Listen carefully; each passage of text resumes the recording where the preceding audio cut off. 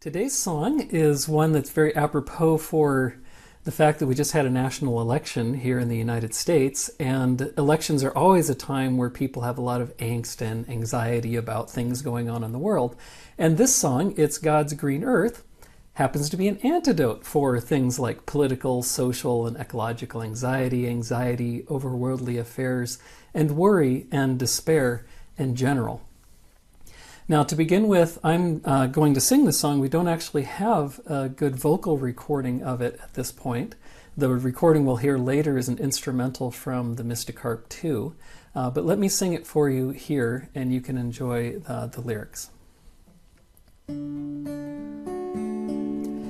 It's God's green earth, it's not yours, it's not mine, it's a legacy given to all. It's ours to enjoy, to love, to improve, but never ours to destroy. It's God's green earth, may we never despair for the hatred so many express.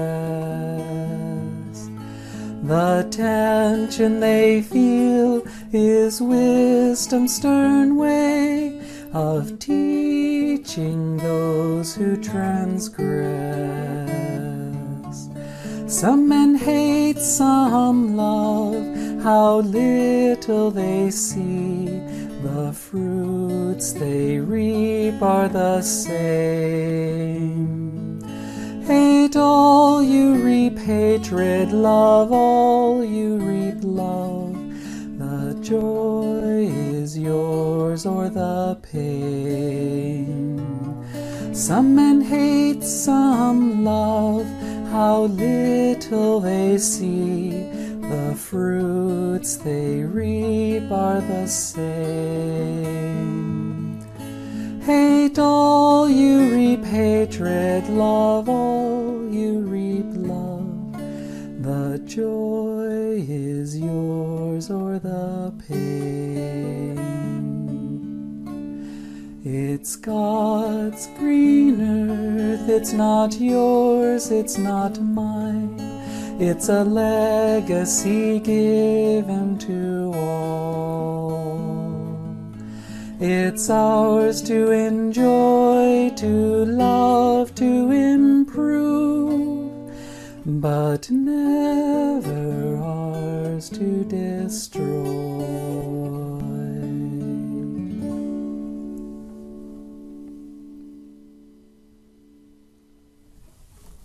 Overall, the message of this song is really not one about, ecological or social concerns or things like that. It's really to help us understand that this green earth that is God's and not ours is what you might call a kind of farm for spiritual growth that obeys the law of karma.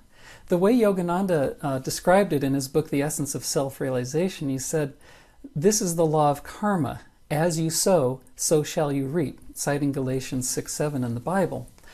If you sow evil, you will reap evil in the form of suffering. And if you sow goodness, you will reap goodness in the form of inner joy. And that, in fact, you see is reflected in the lyrics of this song. Now, what's very important to remember is that this law of karma is incontrovertible. You can't cheat the law because it's God's earth. It's not our earth that we get to control and manipulate. It's God's earth, and He controls the harvest through His law of karma. So in this song now, the vibration of it that we feel really begins in the throat chakra and also connects with people's expansive love for nature, which lifts the heart energy up and gives you that sense of stewardship and not ownership, right? Those are the words. It's God's green earth. It's not yours. It's not mine. It's a legacy given to all. That's very expansive. It's ours to enjoy, to love, to improve, but never ours to destroy. Stewardship is that really important consciousness that really people of lower consciousness can't understand, of how to take care of something and love that you don't benefit from directly, that you steward for the welfare of all, including the future generations that come up. And what's important about that in a song like this and within the whole scope of Ananda music is that stewardship is an attitude of service that helps us transcend the ego and transcend ego consciousness and ego selfishness. So, of course, with that, what we see in the world are plenty of examples that are not stewardship. We see plenty of counterexamples. And this is something that tests that expansive attitude and tempts the heart to want to sink and to drop and sink into that despair. And that's what the song acknowledges in the next verse. It's God's green earth, wait, may we never despair for the hatred so many express. Now, immediately, lest that energy sinks to a lower chakra and turns into anger and judgment, the verse offers an impersonal observation that brings the energy back up to the throat in understanding. The tension they feel is wisdom's stern way of teaching those who transgress. So this verse acknowledges our tendency to look at all the despair, look at all the suffering that's caused by hatred that might want us to despair and want us to sink into the lower chakras, where if we acted on that, if we responded to hate with more hate, we responded to suffering with the creation of more suffering, then, what are we really doing? What we're trying to do, we want to understand that those who perpetrate the hate and cause the suffering, those are the ones that truly suffer the most, which is, again, the right and lawful consequence of their actions according to the law of karma. So with this expansive insight, this perception of wisdom, which also brings the energy up here to the spiritual eye, we're seeing God's point of view of all these things that happen, rather than the point of view of the media, which is where we normally get all this kind of despairing anxiety from. The media, if you think about it, their whole purpose is to lock you into a consciousness of fear. Because if you fear something, you don't take your eyes off of it. And how does media make their money? By advertising. And so if they can lock your eyes onto a screen, which is more usually what happens, then they have their business model. And so they tend to sell fear. But from this perspective of the spiritual eye and the expansive understanding of the throat, we're seeing that the purpose of the world is really one of clarity, to help everyone understand the natural results of their behavior so that they can then choose a different kind of behavior, right? And now, I love what the song says, that it's wisdom's sure way of teaching those who transgress. It doesn't say it's God's way. And that's, I think, a way to make those consequences of the law of karma impersonal. Because otherwise, we start thinking, it's at the whim of some great cosmic judge. And if we, pray the right way and propitiate God and do the right rituals and do something else, then we can sway the divine opinion. But that's not the way it works. Divine law, the law of karma, is, again, incontrovertible. The perpetrators of hate, and by extension, injustice, violence, racism, you name it, will receive their comeuppance in the end for their actions. Even if it seems to take a little time, and they seem to skirt the law for a while, the law of karma can't be avoided, and they will suffer. So that next verse, then, the interlude, which I repeated twice, some men hate, some love, how little they see. The fruits they reap are the same. Hate all, you reap hatred. Love all, you reap love. The joy is yours, or the pain. Now think about this for a little bit. What's going on here is that the song is giving us a choice at the medulla, which is the seat of the ego. It's asking you, the listener, what will you choose between hate and between love? It gives you that choice. It gives you free will. And in fact, every soul has that freedom to decide which way their energy is going to go, which way their consciousness is going to go. And the law just says, hey, there's no right or wrong in some absolute definition. It's simply, hey, you have the choice. If you want to hate, you'll have pain. If you want to love, you'll experience joy. So what's your choice? It's just saying choose within the law of karma. So that energy is definitely bringing that divine perspective up here to the spiritual light. And when you affirm, as I assume that people listening to this broadcast does, that your choice is to love, and love despite what others choose for themselves, even if they choose to hate, then that love gives you expansive divine compassion, where even though those people that choose to hate, including prominent politicians that you would just otherwise loathe, are really objects for your compassion. They need to draw that compassion because you just know in your heart, you know that according to this law, they're going to suffer. And the ones who perpetrate a lot of hate are going to suffer for a long, long time. Yogananda mentioned Joseph Stalin, the leader of the Soviet Union during World War II and thereafter, that he perpetrated so much hate and suffering that he would himself be suffering for something like 1,000 incarnations or 100,000 years, some just atrocious number. And you just marvel at that, and you can't help but have compassion for those people. So the whole point here is that with that choice, again, when you see the hatred, you see the violence and the injustice in the world, instead of responding with more of the same, you respond with love, which turns everything around and overcomes that anxiety. So we repeat the first verse now from this perspective of the spiritual eye.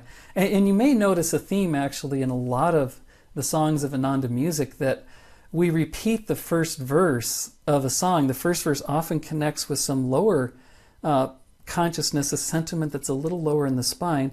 The song brings it up, and then we repeat that same verse with a higher consciousness to then transform our viewpoint of those things and transform our consciousness in the process. And as you'll hear in the instrumental version from Mystic Harp 2 that I'll be playing in a few moments, they actually repeat the song all the way through, again ending with that verse, the joy is yours or the pain.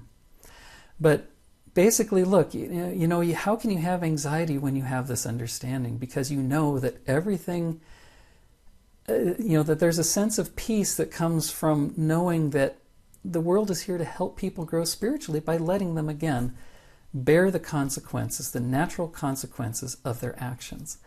And in this, then, I really see the song as leaving us with a very deep appreciation that everything that happens in the world happens for this exact purpose of helping people grow spiritually. That appreciation is what gives us the antidote to worry and despair and anxiety over worldly affairs, whether they be political or social or ecological. It's like that story of the person who once asked Anandamoyi Ma, or lamented to her, Anandamoyi Ma being the great woman saint of India, and he came up to her and said, "Oh, what will be the future of this planet with all the violence and the stuff going on in our times?" And this was probably in the 1950s. And it can apply today. But she just replied very wisely and said, "He who created this world, don't you think he knows how to take care of it?" And it's a very good answer to meditate on and think about more deeply. And in fact, we can go even further into Autobiography of a Yogi, where Yogananda describes how Babaji and Jesus are the two avatars who are responsible for the salvation of this age. You can go read that. I forget which chapter it's in. I think it's in Babaji, the chapter on Babaji itself. But put simply, he's saying that Babaji and Christ are fully in charge of what's happening on this planet. These two great masters are fully in charge. They know what's going on. And so should we say that we know better about what should be done? Should we claim that these two great avatars are just being irresponsible given the state of the world today? No, we really can't do that. We have to trust that these great masters know what's best, because their job isn't to make this world easy and pleasant and perfect for us according to our ego's point of view. It's to help everything, every creature, even the plants and the rocks, work through their karma as quickly as possible so that they may realize their oneness with God. That's the purpose of the avatar. That's the purpose of this green earth, again, which is a farm for everyone's spiritual growth, obeying the law of karma. So what we're left with here through this song is that we can release, again, those anxieties, trust in the masters, knowing that it's not our job to judge or try to impose our own opinions on the world about what we think is right, but to cling instead to really the right attitudes. And here's what this song says in short. It says, 1, be a responsible and loving steward to the earth that belongs to everyone, future, present and future.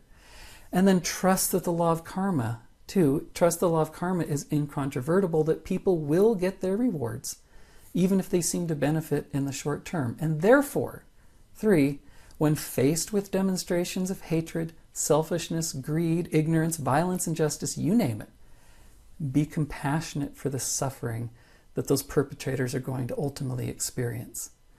Such compassion is the antidote to despair and worry, because it reaches out to embrace the suffering and the needs of others, rather than worrying about how those actions affect us personally. That's the answer here. And so may all of us really live in that consciousness of expansive compassion. And now we'll listen to the music from Mystic Harp 2. Let me put the lyrics up again before I start that. And this is an instrumental piece, so you won't hear the lyrics, so you can just close your eyes and try to feel what the music itself is doing into your spine and how it's changing your consciousness.